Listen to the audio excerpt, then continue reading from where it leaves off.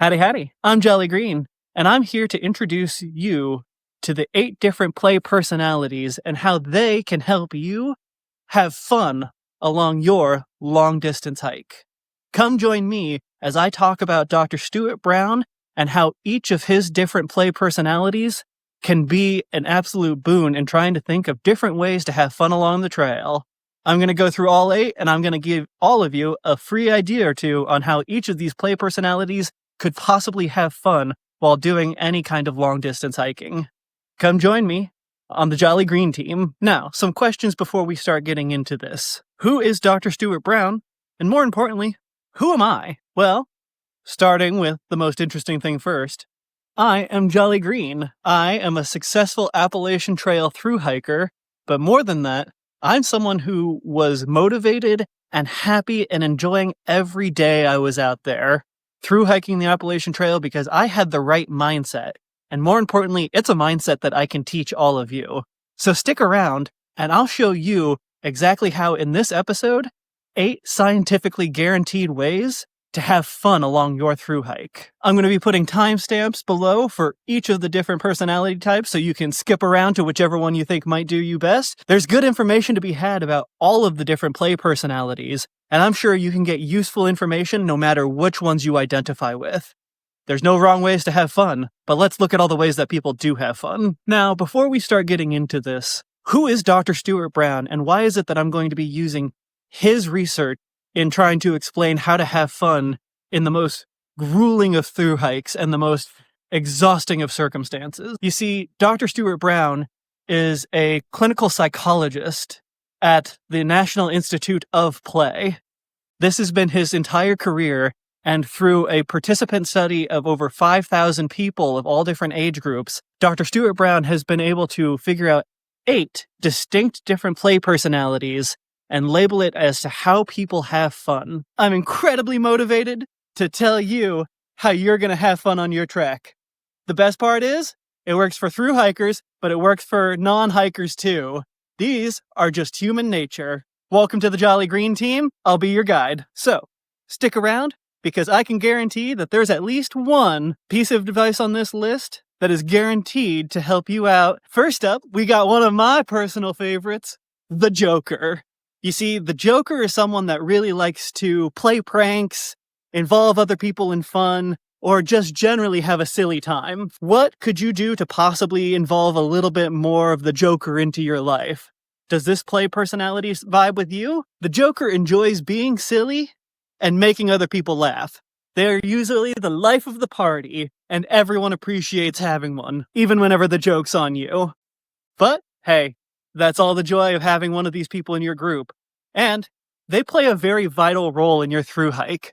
You see, it's very easy for everyone to get down and exhausted, tired, sore, and injured while thru hiking. Having someone that can bring a little bit of levity and willing to just make others laugh at any expense is such a boon. I'm going to tell you about some times that I was personally the Joker and how a group of us were able to make an absolute highlight of a moment on the trail. You see, the trick with being the Joker is you have to understand that you're already doing something crazy. So what's a little bit more ridiculousness on top of it? You see, one of my favorite examples of being the Joker, and a group of us all playing the role of the Joker, is a moment in the Shenandoahs. I was with a large group of people. There was a very amazing trail magic that happened in the Shenandoahs. A man named Truck Stop, where if you get the chance to go to his trail magic, highly recommend. Rented out spaces in Shenandoah National Park, had a gigantic cookout, and most importantly, he brought clippers so all of us could shave our heads. There were so many examples of all of us trying to have the dumbest haircuts that we could think of. You see, there was one of my friends who shaved the entire top of his head and kept the sides, the nice little monk haircut. And with that, he always put on a helmet so that you couldn't see the spot that was shaved. Until he took the helmet off in camp, it was always a fantastic surprise. Up next are going to be some examples of me and my friend Jukebox. Together, my buddy and I, being the Joker, I'll have the pictures come up. future editing jolly. That's your cue. Of me and my friend Jukebox with the symbol shaved into us. Jukebox had enough chest hair to actually shave it right here, while I was growing my hair out, and I shaved the Appalachian Trail symbol right here on the back of my head. The importance of the Joker is to know that you don't have to take yourself too seriously, and if you take the opportunity to brighten someone else's day, that's going to be so motivating for you to continue on and carry on. Up next, we've got the Kinesthete. You see, these are the people that love to move their bodies. And if we're being honest, we're through hikers here, so we're going to be doing that a lot. Now, this is going to be a very obvious one, because all of us like using our bodies. We're through hiking. But the real question is how do we switch up the dynamic? Well, you see, two of my favorite examples was at one point, I was staying at a hostel with a group of other thru hikers. It was a nice little ski lodge. Highly recommend if you can get a group of people to get an Airbnb together. It is absolutely worth it, and it's going to be a lot better than just staying in a hostel because you're going to be having all of your close friends together. That's a bonus tip. But we were staying in a ski lodge at one point, and I had the idea of involving everyone in a little bit of dance practice. You see, I've been two-stepping and triple-stepping and line dancing for years now. So, using my knowledge, I was able to give everyone just a quick tutorial in dancing, which is a fantastic skill to have, teach everyone how to partner dance, and man, is it just a new and inspired way to really use your body in a way that isn't quite abused as it is in thru hiking. Another great example comes from my good buddy Wizard Spoon. You see, Wizard Spoon had the wonderful idea of having a yoga app on his phone. Now, all of us, we're really bad at doing our stretches at the end of the day. I mean, you're hiking all day, who's got the energy for that? You've got to cook, you've got to clean, but by getting all of us together in a group, he made it unique by playing show tunes. We all got together with our sleeping pads, we were outside, and we were all just doing our nice stretches. And this is a good way not only to healthily get your body back on track, but also help you connect with other people in a very unique way. So if this is your play personality, consider the other ways that you can be using your body outside of just hiking. But let's be honest, we're all thru hikers here. Everyone's going to be this one a little bit. Up next, we've got the Explorer. You see, the Explorer is someone that likes to get off the beaten path, explore those places that have gone unexplored, either in the world or in themselves. These are the people that are willing to try new things and just see where the world will take them. This one is one of my personal favorites, and actually how I'm motivating myself to do YouTube right now.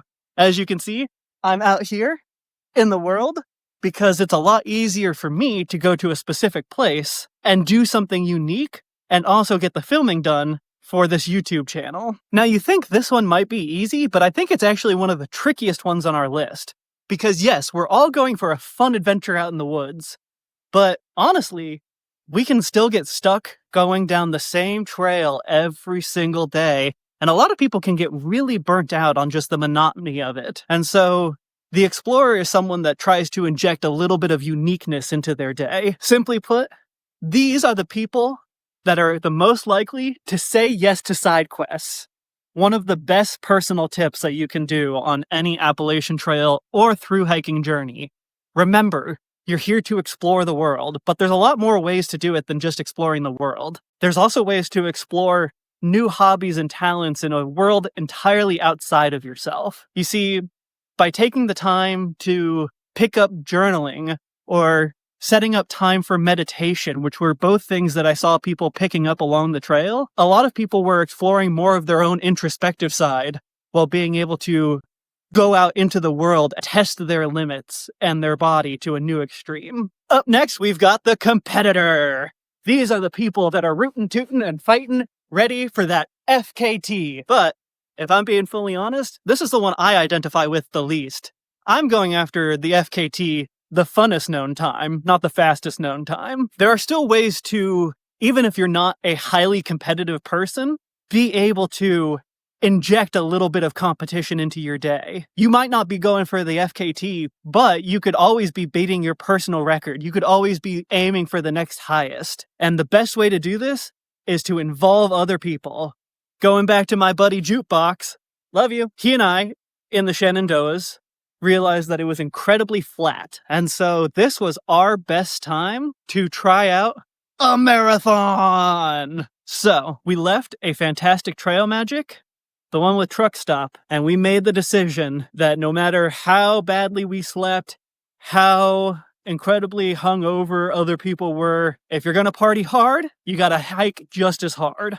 And so that was when we both looked at each other and just went, marathon? Marathon! And that day, hiked 26.5 miles. The next day, hiked barely 5. Then the day after that, 27 miles. And then, absolutely nothing. But then the third day was my personal best, where I got 30 miles in a single day. Up next, we've got the director. You see, the director is someone who really likes putting all of the pieces together. They like being in charge, and they like making sure everything runs smoothly. This one requires a group of people because, you're going to be on a team, and if you're a solo hiker, this could be quite difficult to pull off. But it's not impossible through the magic of the new friends you make along the way. One of the games that I heard about that I really enjoyed was a game called The Dictator, where every day in your tramley, someone takes a turn being the dictator. They are fully in charge of what the day looks like. If that person says, hey, I want to take an extra 0 here in town, or, you know what? I really want to push it. I want to get to that river today. I want to see an awesome mountaintop. The dictator is someone that will absolutely run that. And so it is someone that is making the decision for the day. However, it works best if you're rotating the role. That way, one person doesn't get stuck being the dictator or trying to run everybody else's hike. But it can be a lot of fun to not have to think for the day. Up next on our list is another one that I don't fully vibe with, but it's one that's probably going to talk to a lot of you out there. This is the collector. You see, the collector is someone that likes to either have specific things that they want to experience or has a collection of things. But this can be tricky because, remember, leave no trace. You don't want to go out there collecting all of the rocks that you find, picking up salamanders, or taking things out of their natural habitat. So, how can you be a collector while also respecting nature and making sure that the next person can enjoy it just as much as you? And that brings us to our next tip of really defining what the collection is. I had a friend out there that the collection was to see every single waterfall along the Appalachian Trail. There can be an unbelievably surprising amount of creativity with this. I found people that were collecting as many different bird sounds as they could using different apps that they have on their phone that could measure the different chirps and identify all of them. Some people were collecting pictures of salamanders. I knew a girl that wanted to take a picture of every kind of plant that she came across on the AT. So the real trick is to find out what the collection is. Are they moments? Are they pictures of things? Are they certain experiences that you're going to get? The collector can find a way to be creative while still leaving no trace. Up next, we've got the artist or the creator. You see, these are the people that really like to make things. These are the ones that are inspired and bringing things into the world. Now, I'm not much of one for drawing, but I have been in culinary for over 15 years. So when I went out on the AT, I went out there with the express purpose that I'm going to get weird with food. I was so excited to just try and figure out what were all of the unique ways I could shop in stores, what were all the things I could dehydrate, what is the lightest things that I could still make fantastic meals out of. If you're interested in some of my cooking episodes, then leave a comment down below and I'll show you my cooking setup, and I'll be going through different recipes later on my channel. Make sure you hit the subscribe button so that you can keep up to date with all of these motivational tips and, of course, future recipes from your personal happy 5-star chef. Now, I will say not everyone is going to create the same, but if you are the creative, I'm just going to say you don't need my advice to tell you what it is that you're creating. What you have is my permission. A lot of people are going to tell you that there's luxury items, there's things you got to take off, there's weight that's going to be unnecessary. And I'm telling you, it's entirely necessary if this is your kind of play personality. So I'm telling you, bring that large collection of colored pencils, bring your large sketch pad, bring whatever way that it is that you're going to create. For me, I brought a collection of spices with me so that I could still keep my food tasty and unique. Was it ultralight? Heck no. But did it make my trip a jolly time? Heck yeah. Well, you have my permission to carry whatever it is that you're going to be creating with. Don't forget the joy of limitation. That's something that backpacking can teach us all, is how can we work within particular frameworks? How can I still make the art that I love to make while being as restrained and lightweight as possible? Humans are much better at creating whenever we have a few limitations. It's the same thing with being told in a creative writing class, you can just write anything. No topic is off limits. Do whatever you want. And that is astonishingly unhelpful. By being given a particular topic and giving a perfectly good framework of what it is that you actually can create in, that is whenever you can start actually developing and exercising those creative muscles. And the last on my list, and one of my personal favorites, shout out to all of my tabletop nerds, Dungeons and Dragons, yeah! The storyteller is someone who loves to weave an impressive narrative. They're going out into their life and trying to understand what is the act structure, what drives people, what is a way that they can make any moment more entertaining. And a through hike is gonna be an optimal place to have a storyteller. Whether you're sitting around the fire and enjoying a night, it's always fantastic to have a storyteller with you. But don't forget, you're also creating stories that you're going to have in your life. So, one of my favorite ways to involve the storytellers in your life is a little thing that my family did called class time. What class time was, is everyone took a turn preparing for the day a topic that they are very knowledgeable about, or a topic they want to learn about. And then at the end of the day, whenever you're all wrapping up for camp and you all come back to the same campsite, whoever's turn it is to run class time or whoever the teacher is, presents what it is that they've learned. I had class times all about lightning safety, proper vocal etiquette, yoga, how to maintain physical fitness, and mine that I got to teach was how to properly cut an onion. This is a very fun and unique way to involve people in your passions and the things that you're knowledgeable about. So what is it that you can tell everyone in the world about? What are you 10% better at than most of the people that you know? Run a class time and find a way to make it engaging. And with that, that comes to the end of our video. You see, as we've learned, there are going to be 8 different play personalities, but I'm sure you identified with quite a few of them. And pretty much on every level, I used every single one of these to get through my hike. It's such a long journey that even the ones that you don't identify with can be a fantastic resource to motivate you. So, tell me, if you found this helpful, or if you discovered what your play personality is, if you have fun and creative ways to be playful along the trail and give other people unique ideas, put them down in the comments. Don't forget to like and subscribe. And remember, say yes to side quests. I love you all. Jolly Green Team, out.